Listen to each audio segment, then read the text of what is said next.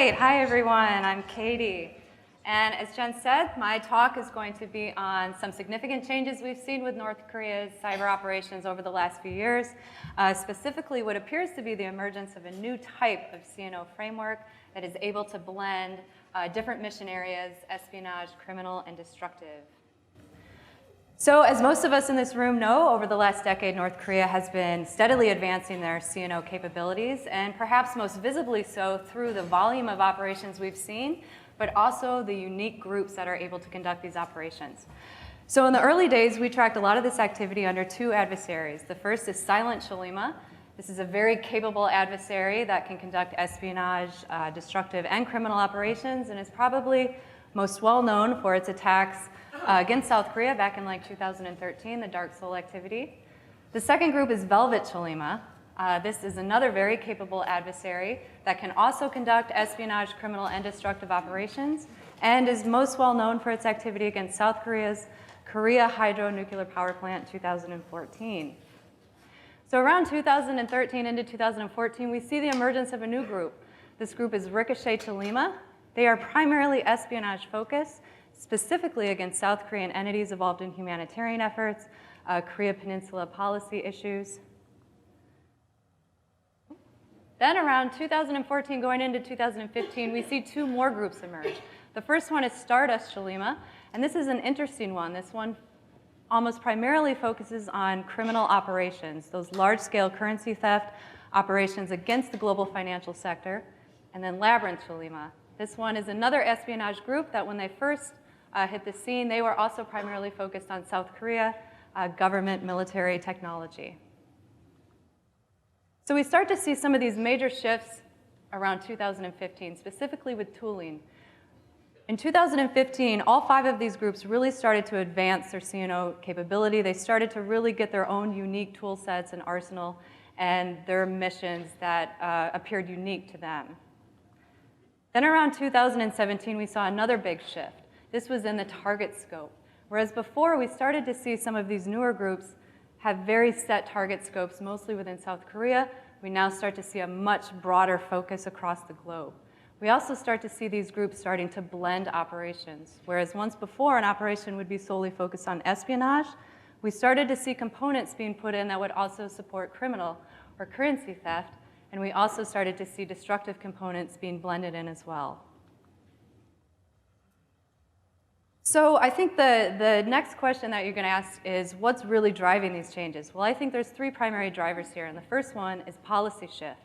When Kim Jong-un took over state leadership, he shifted the policy away from his father's Song-gun policy, which is a military first, and primarily focused on the development of a nuclear capability, to Byung-jin policy, which is a dual track, which has the nuclear development, but it also has economic reform.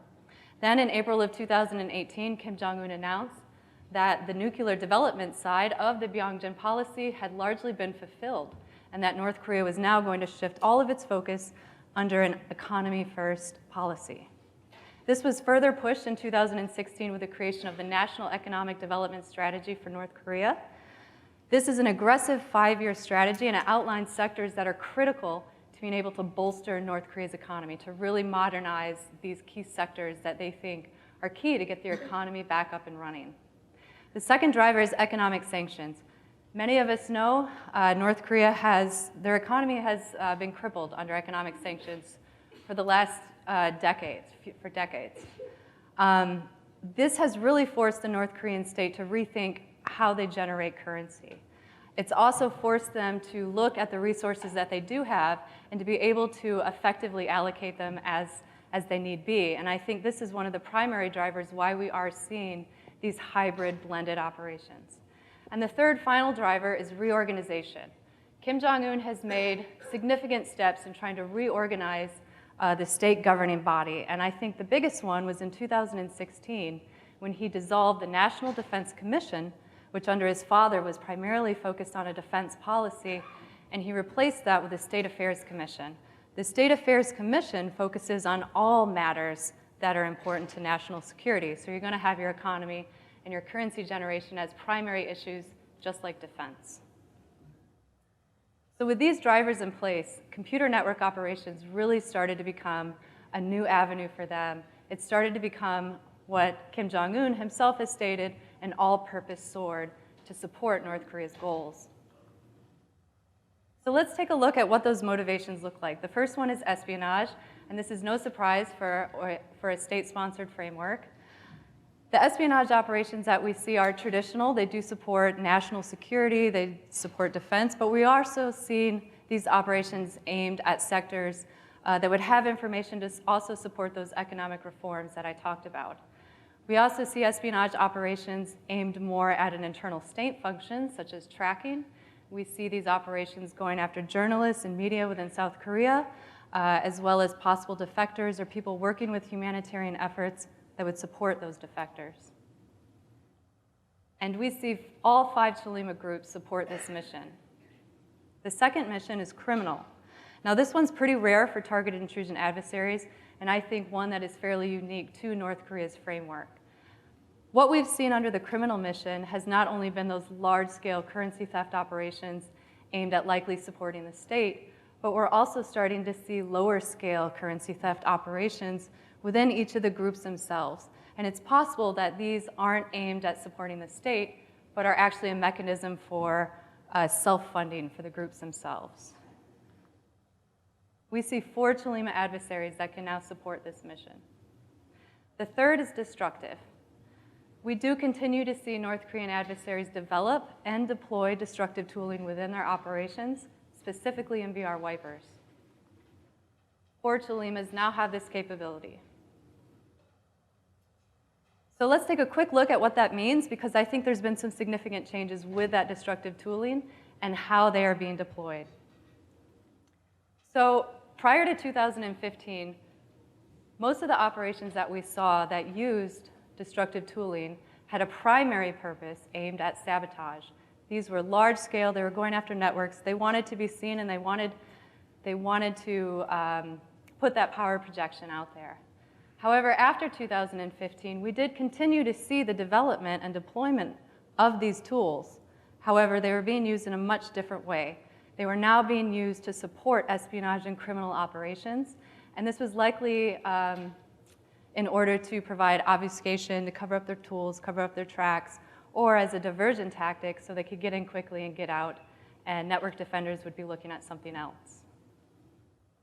So I think after saying that we see 4 CHOLLIMAs that have this capability within their tool sets, what does that mean for the all-purpose sword? What does that mean for destructive operations moving forward for North Korea? Well, that's a hard question to answer, but I think what we can say is that because we do continue to see them use these tools, develop these tools, that they will use them how they see fit to support their needs. So finally, I'd like to point out that not only are we seeing this hybrid group, these blending of operations, but we're seeing an increase in tempo. We're seeing them advance their tactics, advance their tools. So what does this mean? It means that North Korea is increasingly relying on computer network operations to support their goals. C&O has become a lifeline for North Korea. So there's not much economic data that comes out with North Korea, but South Korea's National Bank released a statement this year that said North Korea's gross domestic product had contracted by 4.1% last year. This is the largest loss that they have faced since the height of the North Korean famine in 1997. Yet despite of this, the United Nations released a report in August of this year that said North Korea has been able to generate $2 billion through cyber operations. So this tells us this hybrid approach is working for them. And because it's successful, and even though it is unique to their situation, specifically for the drivers I mentioned, this could become an attractive framework for other states also seeking an all-purpose sword. That's me.